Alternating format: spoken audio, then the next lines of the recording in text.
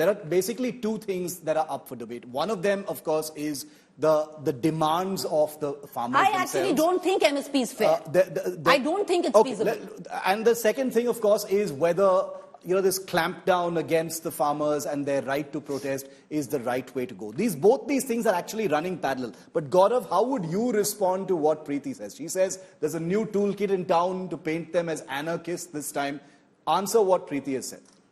So farmers have a right to protest, but their protest cannot be more important than others who are trying to live their life and earn an honest day's living. Farmers are important, so is every other segment of our society. Farmers are not extra special. They have the same rights as every other one, and others pay taxes. Farmers do not pay taxes. That's point one. Point two, who are these farmers? These are these rich landlords who've milked a system, they've exploited a system, and it's led to a collapse of a system on MSP, especially MSP on certain agricultural products. It's counterproductive. All experts have said that, and yet they protest. But be that as it may, if a farmer has a right to protest, I have a right to get to office on time. The industrialist has a right to get to his industry on time. He produces something that fails. Does the industrialist get minimum support price? He does not. Any other business happens, if his business doesn't work, do they get minimum support price? They do not. Then why is it that it happens only for farmers? Yes, industrialists or big industries get a bailout from the government. All of this needs to be talked out, discussed, without creating, your rights end where my nose begins. And with these hundreds of tractors, the manner in which they came on Republic Day, what happened at Red Fort, clearly there is a precedent. And frankly, you have your right to do what you want in your designated area. Okay. Please protest, but don't stop my life. The Haryana government, in its affidavit, has also said clearly, in court, this is an affidavit submitted in court where they've said that there are farmers with weapons who are intending to get out of the national parliament. That doesn't sound peaceful. Okay, yeah, Preeti. Well, the Haryana government has also been taken apart by the same High Court that you quoted. Sure, but you're saying you don't agree. It can't be based on nothing. Instead of an argument, may I just circle back to the points that Gaurav and both Akshita made. Yeah. Number one, what is it that the farmers want? What is it that they wanted? Did they want it to come and disrupt your life or try and put a finger on Gaurav's nose? No. What did the farmers want? They wanted to march. They asked for permission for Ramlila Maidan. Were they given permission for Ramlila Maidan? No. I'll hark you back, Shiv. You and I have reported morning to night at the India Against Corruption when Anna Hazare was given permission by the then government. I'm not saying this government is better than that government. All I'm just saying is, were given permission and they squatted, whatever it is. They squatted for a month, over a month. At the Ramlila Maidan, they were allowed to protest. Protest is a fundamental right.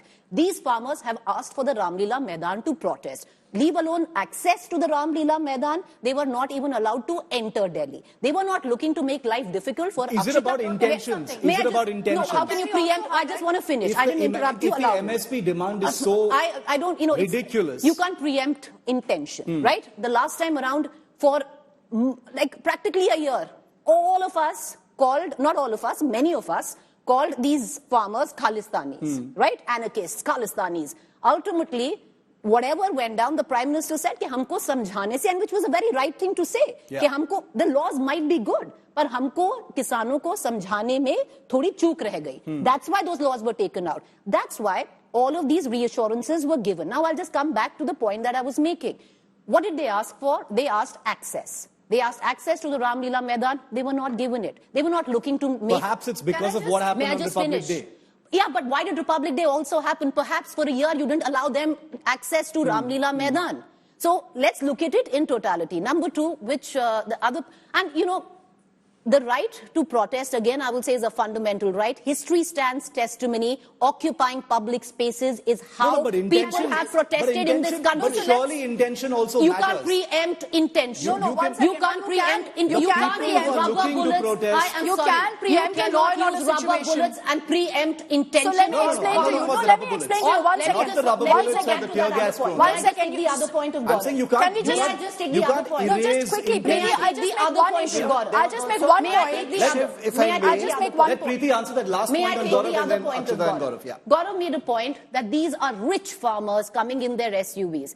Gaurav, I want to ask you, how many days have you spent in this protest to know they are rich farmers. Most of them don't even have their land. They are in for the labor laws because they don't even have their land to till and cultivate. So to say that these are a bunch of rich farmers asking for something, no, that's not true. Get down to it. There was a reason why after a year the government had to take back those 3 laws, because it's not just about a clutch of rich farmers from one state.